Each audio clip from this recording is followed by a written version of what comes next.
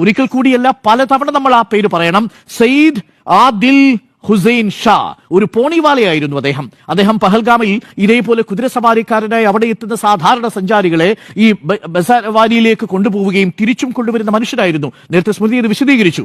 അവിടെ പേരറിയാത്ത തന്റെ സഞ്ചാരിയെ രക്ഷിക്കാൻ വേണ്ടി അദ്ദേഹം കാശ്മീരി ആയിരുന്നിട്ടും കലിമ ചൊല്ലാൻ അറിയാമായിരുന്നിട്ടും സയ്യിദ് ആദിൽ എന്താ ചെയ്തത്? സയ്യിദ് ആദിൽ ഹുസൈൻ ഷാ ആ ഭീകരവാദിയുടെ കയ്യിലിരുന്ന റൈഫിൾ പിടിച്ചു മാറ്റാനാണ് ശ്രമിച്ചത്. അതിൽ ഏറെക്കുറെ അദ്ദേഹം വിജയിക്കുകയും ചെയ്തു. പക്ഷെ അപ്പോഴേക്കും തൊട്ടടുത്തു നിന്ന ഭീകരന്റെ വെടിയേറ്റ് ഈ സയ്യിദ് ആദിൽ ഹുസൈൻ ഷാ എന്ന കാശ്മീരി താഴെ വീഴുകയാണ് ചെയ്തത്.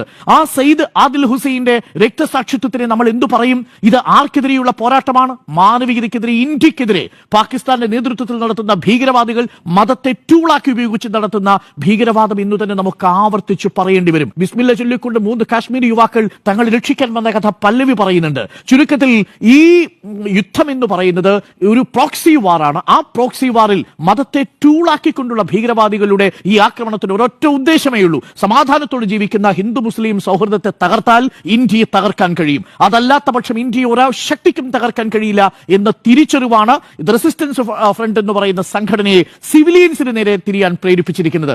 അതുവഴി ഒരു ഡിവൈഡാണ് അവർ ലക്ഷ്യമിടുന്നത്. പക്ഷേ നമ്മൾ ആ ഡിവൈഡിന് നിന്നു കൊടുക്കില്ല എന്നതാണ് ഇന്ത്യ എന്ന രാഷ്ട്രത്തിന്റെ കരുത്ത് എന്ന് പറയുന്നത്.